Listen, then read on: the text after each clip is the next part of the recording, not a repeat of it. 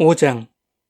선지자들 곧 선지자 학개와 이또의 손자 스가랴가 이스라엘의 하나님의 이름으로 유다와 예루살렘에 거주하는 유다 사람들에게 예언하였더니, 이에 스알디엘의 아들 수룹바벨과 요사닥의 아들 예수아가 일어나 예루살렘에 있던 하나님의 성전을 다시 건축하기 시작하매 하나님의 선지자들이 함께 있어 그들을 돕더니, 그때에 유브라데강 건너편 총독 단느네와 스달보스네와 그들의 동관들이 다 나아와 그들에게 이르되, 누가 너희에게 명령하여 이 성전을 건축하고 이 성곽을 마치게 하였느냐 하기로, 우리가 이 건축하는 자의 이름을 아뢰었으나 하나님이 유다 장로들을 돌보셨으므로 그들이 능히 공사를 막지 못하고 이 일을 다리오에게 아뢰고 그 답장이 오기를 기다렸더라. 유브라데강 건너편 총독 단느네와 스달보스네와 그들의 동관인 유브라데강 건너편 아바삭 사람이 다리오 왕에게 올린 글의 초보는 이러하니라. 그 글에서 일러스되, 다리오 왕은 평안하옵소서.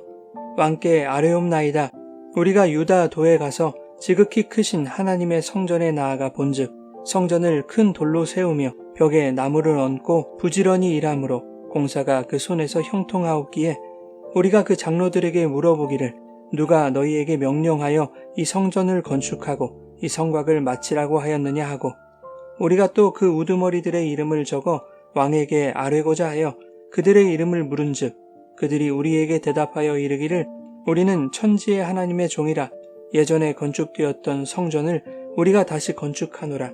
이는 본래 이스라엘의 큰 왕이 건축하여 완공한 것이었으나 우리 조상들이 하늘에 계신 하나님을 노엽게 하였으므로 하나님이 그들을 갈대아 사람 바벨론 왕 느부갓네살의 손에 넘기심에 그가 이 성전을 헐며 이 백성을 사로잡아 바벨론으로 옮겼더니, 바벨론 왕 고레스 원년에 고레스 왕이 조서를 내려 하나님의 이 성전을 다시 건축하게 하고, 또 느부갓네살이 예루살렘 하나님의 성전 안에서 금 은그릇을 옮겨다가 바벨론 신당에 두었던 것을 고레스 왕이 그 신당에서 꺼내어 그가 세운 총독 세스바살이라고 부르는 자에게 내주고 일러 말하되, 너는 이 그릇들을 가지고 가서 예루살렘 성전에 두고 하나님의 전을 제자리에 건축하라 하매, 이에 이 세스바살이 이르러 예루살렘 하나님의 성전 지대를 놓았고 그때로부터 지금까지 건축하여 오나 아직도 마치지 못하였다 하였사오니, 이제 왕께서 좋게 여기시거든 바벨론에서 왕의 보물 전각에서 조사하사 과연 고레스 왕이 조서를 내려 하나님의 이 성전을 예루살렘에 다시 건축하라 하셨는지 보시고 왕은 이 일에 대하여 왕의 기쁘신 뜻을 우리에게 보이소서 하였더라.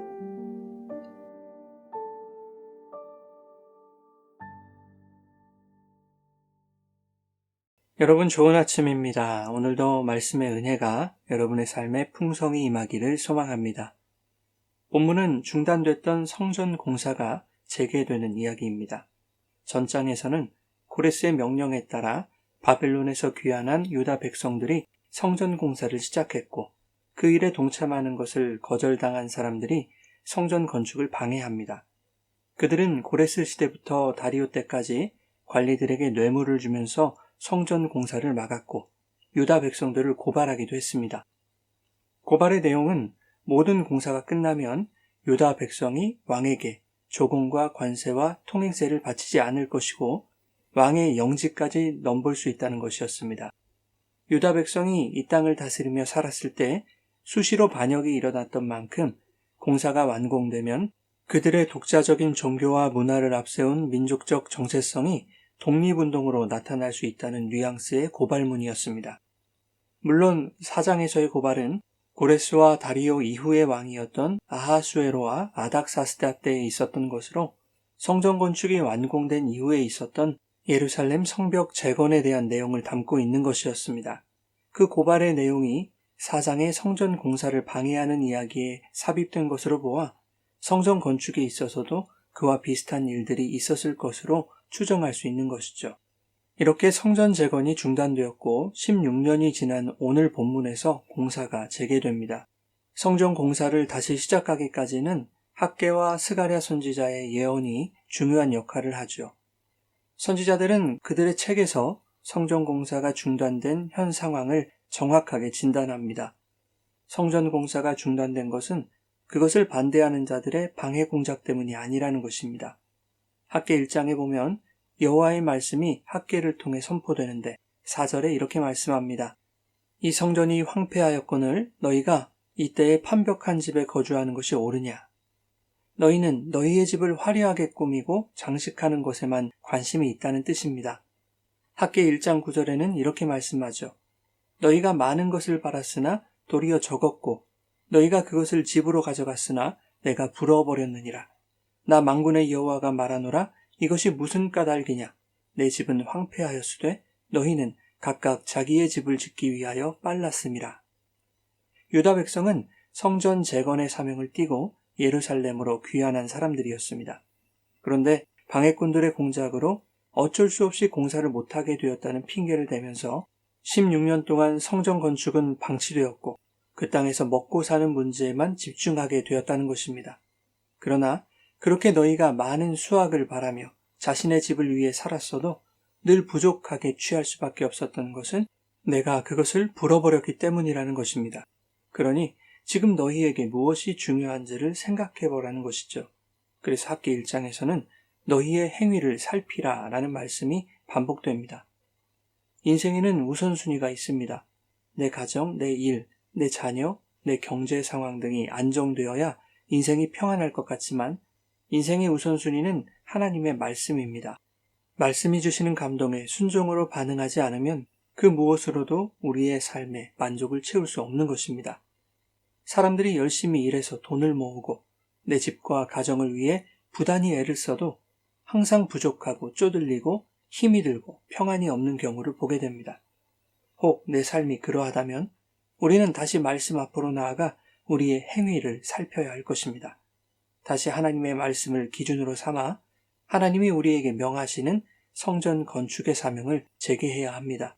학개를 통해 하신 여호와의 말씀을 들은 유다 백성들은 그 말씀을 불쾌하게 여기지 않고 말씀의 감동을 받아 성전 공사를 다시 시작했습니다. 오늘 본문에도 1절에 학개와 스가랴가 유다 사람들에게 예언을 하자 2절에 스룹바벨과 대제사장 예수아가 성전 건축을 다시 시작했다고 말씀합니다. 그리고 하나님의 선지자들이 함께 있어 그들을 도왔다고 말씀하죠. 선지자들이 그들을 어떻게 도왔을까요? 하나님의 말씀으로 독려하고 그들을 위해 기도로 중보했을 것입니다. 성전은 말씀과 기도로 세워지는 것임을 오늘 본문이 말씀하고 있는 것이죠. 성경은 성도가 거룩한 성전이라고 말씀합니다. 하나님이 거하시는 아름다운 처소로 지어져 가기 위해서는 우리의 열정과 행위의 열심보다 하나님의 말씀에 귀를 기울이고 하나님의 뜻대로 이루어지길 기도하는 신앙의 중심 원리를 지키는 것이 무엇보다 중요하다는 것을 본문이 교훈하고 있는 것이죠.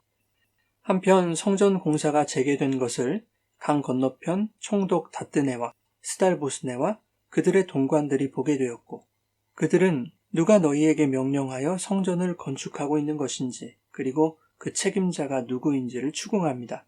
그러나 하나님이 유다 장로들과 백성들을 지켜주시죠. 총독 다뜨네와 관리들은 다리오 왕에게 이 상황에 대해서 상소문을 올리고 답신을 기다립니다. 그들이 올린 상소문의 내용은 한쪽으로 치우치지 않고 객관적인 사실에 입각해서 쓰여졌습니다. 이 일을 공정하게 판단하겠다는 것인데 사장에서 모함하고 방해했던 자들과는 다른 입장을 취하고 있는 것이죠. 그들이 왕에게 보낸 글의 내용은 이렇습니다. 왕이시여, 우리가 유다라는 도에 가서 보니 어떤 무리가 큰 돌과 나무들로 성전 공사를 하고 있기에 누가 너희에게 명령하여 성전을 건축하라 하였느냐고 묻자 우리는 하나님의 종이라 예전에 건축되었던 성전을 다시 건축하고 있는 것이라고 대답했습니다. 그들이 말하기를 이는 본래 이스라엘의 큰 왕이 건축하여 완공한 것이었으나 우리 조상들이 하나님께 죄를 범하여 하나님이 그들을 바벨론 왕 느부갓네살의 손에 넘기심에 그가 이 성전을 헐고 이 백성을 바벨론으로 끌고 갔는데 고레스 왕 원년에 왕이 칙령을 내려 성전 건축을 명령한 것이라고 말하고 있습니다. 그러니 왕은 이것을 조사해 보시고 조서를 내려 왕의 뜻을 알려달라는 것이죠. 사실 파악을 해달라는 것입니다. 고레스 왕의 명령에 의한 것이 맞다면 성전 재건을 막을 이유는 없는 것이죠. 그러니 이 일은 총독과 관료들을 통해서 성전 재건을 합법적으로 인정받게 하시려는 하나님의 계획임을 알 수 있습니다. 하나님은 말씀을 듣고 그 뜻대로 행하는 자들을 도우시는 하나님이심을 보여주는 것이죠. 그런가 하면 유다 백성들은 그 조상들의 죄악의 역사를 숨기지 않습니다. 12절에 우리가 바벨론에서 돌아와 성전을 재건하게 된 것은 우리 조상들이 여호와를 노엽게 하여 바벨론 왕 느부갓네살에게 나라를 빼앗기고 성전을 파괴당했기 때문임을 말하고 있죠. 굳이 거기까지 말하지 않았어도 되는 것 아니겠습니까?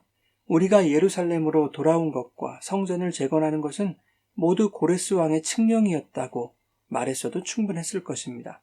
하지만 본문은 새로운 역사가 바르게 시작되기 위해서는 과거의 잘못과 실패를 거울 삼아야 한다는 것을 말씀하고 있는 것입니다. 성전이 왜 무너졌고 왜 다시 세울 수밖에 없었는지 그 원인을 잊어버린다면 얼마든지 다시 똑같은 죄를 범할 수 있는 것이죠. 그러므로 우리의 신앙생활 속에서도 과거의 죄에 얽매이지는 말되 동일한 죄를 반복하지 않도록 지나간 죄악의 역사를 기억함으로 죄를 경계하는 것은 중요한 것입니다. 또한 하나님이 기뻐하시는 거룩한 삶의 예배가 드려지는 아름다운 성전을 유지하기 위해서라도 지나간 나의 부끄러운 죄를 잊어서는 안 되는 것입니다. 죄가 크고 깊었던 만큼 그것에 대한 회복을 의미하는 유다 백성들의 성전 재건은 더없이 감격스럽고 기쁜 일이 되었을 것입니다. 그와 마찬가지로 인간의 존재가 얼마나 깊은 죄악 가운데 있었는지를 잊지 않는 자들에게 이전 것은 지나갔으니 보라 새 것이 되었도다. 이 말씀은 이루 말할 수 없는 감동과 기쁨과 감사를 느끼게 해줄 것입니다. 또한 하나님은 그들과 함께 하시고 그들의 기도를 들으시며 그들의 인생 속에서 부단히 애쓰고 순종하는 성전 재건의 삶을 도우시고 인도해 주실 것입니다.